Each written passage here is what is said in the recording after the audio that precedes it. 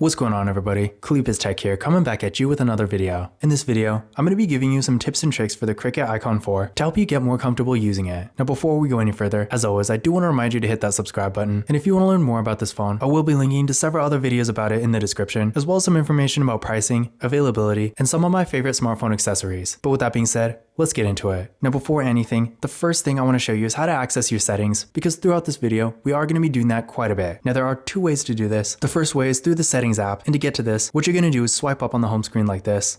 This right here is what's called your app drawer, which is basically going to show you all the apps on your phone. The settings app for me is right here, and I personally put it on my home screen. To do this, what you're going to do is press and hold, drag it, and as you can see, you can put it pretty much wherever you want. The other way to get to your settings is by going like this. One more time. And the settings app is right here. But with that out of the way, the first thing I want to show you is how to change your wallpaper. To do this, go to your settings. From here, you're going to want to go to wallpaper and style. So right here, from this menu, hit change wallpaper.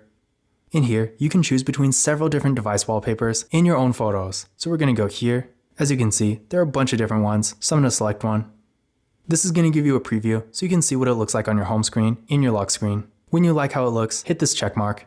And now you can choose your home screen, lock screen, or both. Now that was easy enough, but I'm going to show you a faster, more convenient way to change your wallpaper and access some other home screen settings. So for this, what you're going to want to do is press and hold your finger on any blank spot on your home screen, so like this. And as you can see, this menu is going to show up. From here, you can change your wallpaper, add and remove widgets, and access some additional home settings. Now I'm going to show you how to change your screen lock. By default, to unlock this phone, it is going to ask for a PIN, but I also have the fingerprint scanner set up. So I'm going to show you how you can customize this. So what you're going to want to do is go to settings. From here, go to security. And in the security menu, the first thing you're going to see is your screen lock. So again, by default, it is going to be a PIN. But if you go here, put in your current PIN. From here, you can choose between none, swipe, pattern, PIN, and password. So definitely a few different choices here. And in addition to this, if we go back to the main security menu, under the screen lock, you can also set up your fingerprint scanner and your face unlock. So definitely nice that with this phone, we have a lot of different options to unlock it. The next thing I'm going to show you is how to use dark mode. This is a real cool feature, and there are two different ways to do it. So I'm going to show you the long way first. So what you're going to want to do is go to settings. From here, go to display. And from this menu, dark mode is going to be right here. So if you just want to turn it on, toggle it on right here. And as you can see, we are now in dark mode. Pretty cool. And from this menu, you can also schedule it to turn on automatically. To do that, go here. From here, hit schedule. And as you can see, you can set a custom time or have it turn on from sunset to sunrise. The other way to turn on dark mode is from your quick menu. Now to do this, we are going to have to change something. So what you're going to want to do is pull down your shade once, one more time. And now from here, since dark mode is not automatically going to be in this menu, what you're going to do is hit this pencil icon. And this is basically going to show you at the top what you have already in the menu, and below this line right here is going to show you the things you can add. So as you can see, dark mode is right here, so we're going to press and hold, drag it to the other side. Now hit the back button. And now in this menu, as you can see, dark mode is right here. So now whenever you go back to the menu, if you want to turn on dark mode really quickly, all you have to do is pull down the shade, and dark mode is going to be right here. The next thing I'm going to show you is how to change your system navigation. Now by default, as you can see down here, we got the classic 3-button Android navigation. Most Android phones are going to have this, but if you want, you can change it to something a little bit more modern, and this is called gesture navigation. So to do this, what you're going to do is go to settings. From here, go to system at the bottom. From this menu, go to gestures. And from here, as you can see, system navigation is right here. And again, by default, it is going to be the standard 3-button navigation, but if you want, you can switch it to gesture navigation. And with gesture navigation, instead of buttons, we're going to have one line down here. And in case you've never used this before, let me show you how it works. So to go home, swipe up like this. To go to your recent apps, drag your finger partially up. And to go back, swipe from the side. So definitely real easy to use, and is perfect if you want your phone to look a little bit more minimalistic. Now we're going to take a look at the sound menu. To get to this, go to settings. From here, go to sound. And the first thing you're going to see is a few different volumes. Up first, we got media volume. So if you're watching a video, listening to music, stuff like that. Call volume. So this is going to be your earpiece. Ring and notification volume. And then finally, alarm volume. Under this, we got do not disturb. So you can turn it on from here, but an easier way to do it is by pulling down the shade like this. And do not disturb is right here.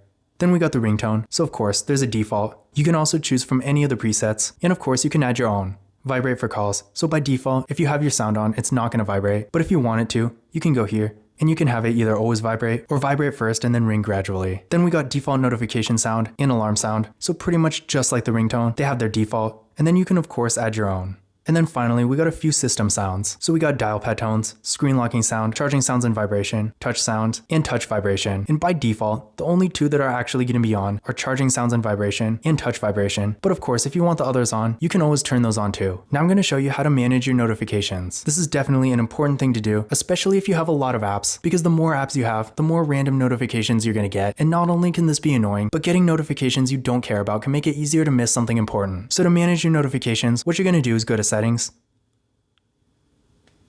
From here, go to Notifications, and from here, go to App Settings.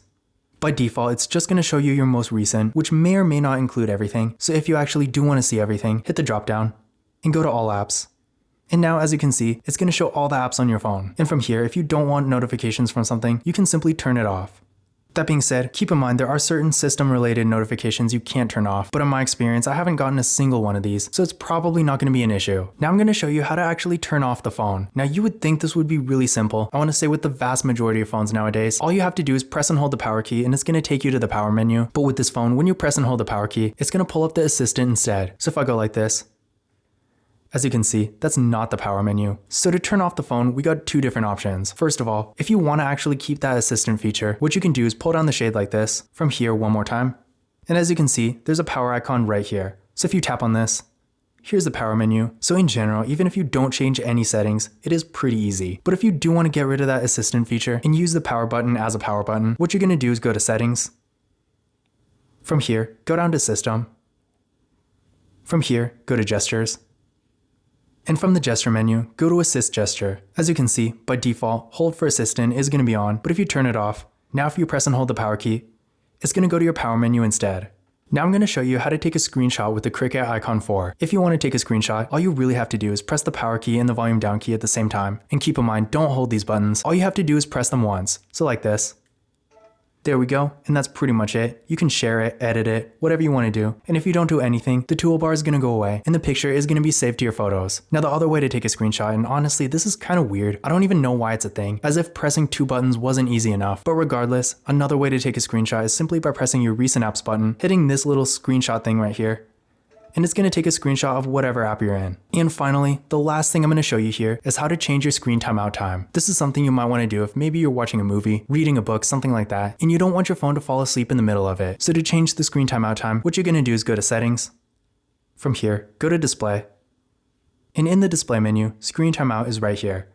As you can see, I have mine set to 30 minutes, really just because of these videos. And you can also set it as short as 15 seconds. In general, for most people, I feel like 2 to 5 minutes is going to be perfectly fine. But of course, if you're consuming a lot of content, in that case, again, you might want to have it a little bit longer. But this concludes my beginner's guide to the Cricut Icon 4. Again, if you want to learn more about this phone, I will be linking to several other videos about it in the description, as well as some information about pricing, availability, and some of my favorite smartphone accessories. But that's it for this video. If you enjoyed it and found it useful, be sure to give it a thumbs up and hit that subscribe button. Don't forget to follow Kalipis Tech on Twitter and Instagram. And as always, I will see you in the next video.